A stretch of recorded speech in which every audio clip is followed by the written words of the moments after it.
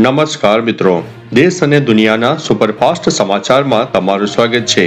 આજે તારીખ 1 જુલાઈ 2026 આજના દેશ અને દુનિયાના 25 મહત્વના સમાચારો ઉપર એક નજર નાખીશું। સૌપ્રથમ વાત કરીએ તો ગુજરાતમાં જુલાઈ મહિનાના પ્રારંભ સાથે જ હવામાન વિભાગ દ્વારા ગાજવીજ સાથે વરસાદની આગાહી વ્યક્ત કરવામાં આવી છે।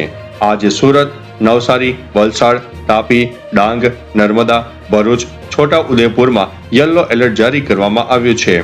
હવામાન વિભાગના મતે 2 જુલાઈથી રાજ્યમાં વરસાદનું જોર વધશે। 3 અને 4 જુલાઈએ દક્ષિણ ગુજરાતના જિલ્લામાં અતિથી અતિ ભારે વરસાદની આગાહી વ્યક્ત કરવામાં આવી છે। મહત્વનું છે કે આ વર્ષે જૂન મહિનામાં રાજ્યમાં સરેરાશ વરસાદમાં 80%ની ઘટ નોંધાઈ છે। જોકે હવે જુલાઈમાં મેઘકૃપા વરસવાની સૌ કોઈ રાહ જોઈ રહ્યા છો। આગળ વધીશું અને વાત કરીશું દેશમાં મંજૂર થયેલા 12માંથી 6 સેમિકન્ડક્ટર પ્રોજેક્ટ ગુજરાતમાં જોવા મળ્યા છે। ગીર પંથકમાં 30 સિંહને પાંજરે પૂરવામાં આવ્યા, વન્યજીવ પ્રેમીઓમાં રોષ ફેલાયો છે। પશ્ચિમ બંગાળની વાત કરીએ તો રાજકારણીઓ પર ઈંડા ફેંકવા બાબતે કોલકાતા હાઈકોર્ટનો સરકારને મોટો ઠપકો મળ્યો છે। રાજ્યસભામાં વધ્યો છે એનડીએનો દબદબો, 2/3 બહુમતીથી માત્ર 11 ડગલા દૂર છે, વિપક્ષની વધી રહી છે ચિંતા। ગુવાહાટીમાં 15 કરોડથી વધુના સોનાની દાણચોરી ઝડપાઈ ગઈ છે।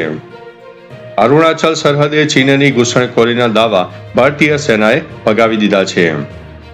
અમદાવાદની વાત કરીએ તો વોટ્સએપ પર ટાસ્ક પૂરા કરવાના નામે મોટી છેતરપિંડી આચરવામાં આવી। ચીનની અવરચંડાઈ, બ્રહ્મપુત્ર પર બનાવી દીધો છે સૌથી ઊંચો ડેમ, ભારત માટે છે ખતરો। ભારતે રચ્યો છે ઇતિહાસ, ન્યુક્લિયર રિએક્ટરની ગરમીથી બનાવ્યો છે હાઇડ્રોજન। વસમમાં 2 કલાકમાં 2 ઇંચ વરસાદ કાપી ગયો, નડિયાદમાં પણ માત્ર સામાન્ય ઝાપટું જોવા મળ્યું છે। મહુધાની વાત કરીએ તો મહીસા ગામમાં સ્ટ્રીટ લાઇટના અજવાળે જુગાર રમતા 13 શખ્સોને પોલીસે ઝડપી પાડ્યા છે। કપડવંજની વાત કરીએ તો પરિણીતા પર ઘરના કામકાજ અંગે શારીરિક તેમજ માનસિક ત્રાસ ગુજારતા ફરિયાદ દાખલ કરવામાં આવી છે। ખંભાતની વાત કરીએ તો કોલકાતાના નાજિયા ઇલાહી ખાને મુસ્લિમ સમાજની લાગણી દુભાવ્યાના આક્ષેપ સાથે આવેદનપત્ર આપવામાં આવ્યું છે। ચોમાસાના પ્રારંભ પૂર્વે તાડપત્રી અને પ્લાસ્ટિકના કાગળની માંગમાં વધારો થયો છે। ત્યારે વાત કરીશું નડિયાદની પીજ ગામમાં 100 રૂપિયાની લેતી દેતીમાં 2 પક્ષો વચ્ચે મારામારીમાં 2 વ્યક્તિઓ ઘાયલ થઈ છે। કપડવંજ બ્લાસ્ટની વાત કરીએ તો વિસ્ફોટથી 50થી વધુ મકાનોને વ્યાપક નુકસાન થયું હોય સહાય ચૂકવવા માંગ કરવામાં આવી છે। નડિયાદ શાક માર્કેટની વાત કરીએ તો તોલમાપમાં છેતરપિંડી કરતા વેપારીઓ સામે લાલ આંખ, 10 વેપારીઓને પકડી પાડવામાં આવ્યા છે। નડિયાદની વાત કરીએ તો ભૂમેલમાં ઘરના શૌચાલયમાંથી 30 ઝેરી નાગના બચ્ચાનું રેસ્ક્યુ કરવામાં આવ્યું છે। નાની બચત યોજનાઓના વ્યાજ દરો અંગે સરકારની મોટી જાહેરાત સામે આવી છે। મુંબઈમાં ચાલતી સ્કૂલ પર બસ ઉપર ઝાડ પડ્યું છે, 1 બાળકનું મોત થયું છે, 16 બાળકો ઘાયલ થયા છે।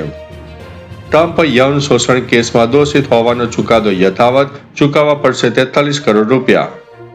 જનરલ ઉપેન્દ્ર દ્વિવેદી આર્મી ચીફના પદ પરથી નિવૃત્ત, હવે ધીરજ શેઠ પદ પર સંભાળશે।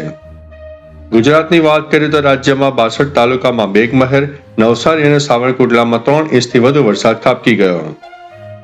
પેટ્રોલમાં 20% ઇથેનોલ ભેળવવું એક પ્રયોગ છે, સુપ્રીમ કોર્ટમાં સરકારનો ચોંકાવનારો જવાબ સામે આવ્યો છે। માત્ર રજિસ્ટર મેરેજ સર્ટિફિકેટના આધારે હિન્દુ લગ્નને કાયદેસરની માન્યતા નહીં, સપ્તપદી જરૂરી છે, ગુજરાત હાઈકોર્ટે જણાવ્યું છે। તો ચાલો મિત્રો, ફરીથી દેશ અને દુનિયાના સુપરફાસ્ટ સમાચાર લઈને મળતા રહીશું। ત્યાં સુધી અમને રજા આપશો। નમસ્તે।